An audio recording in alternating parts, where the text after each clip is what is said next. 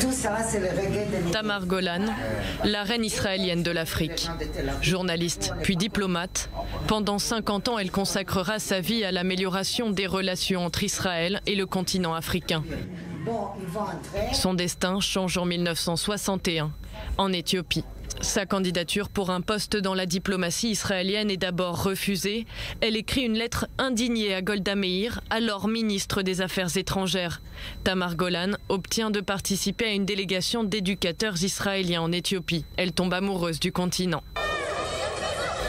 Sur place, pourtant, son mari est tué. Veuve à 25 ans, son nouveau surnom devient la femme en blanc. Suivant la coutume africaine, elle portera le deuil en blanc, remplaçant l'intégralité de sa garde-robe. Reporter à Paris dans les années 70, son appartement devient un lieu de rencontre entre leaders et artistes africains, israéliens et arabes. La guerre des 6 jours marque un tournant dans sa vie. De nombreux pays africains coupent leurs relations diplomatiques avec Israël. Beaucoup de diplomates israéliens se tournent vers elle pour des conseils. En 1994, en Angola, elle devient la première ambassadrice israélienne. Elle y reste jusqu'en 2002.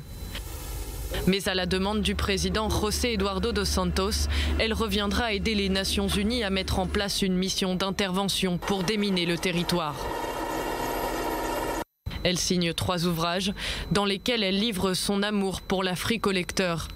Afrique, publié en 1988, donne même quelques anecdotes sur sa vie personnelle.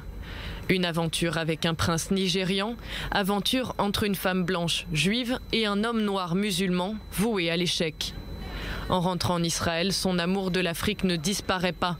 Enseignante à l'université Ben Gurion, Tamar Golan crée un programme de volontariat en Afrique.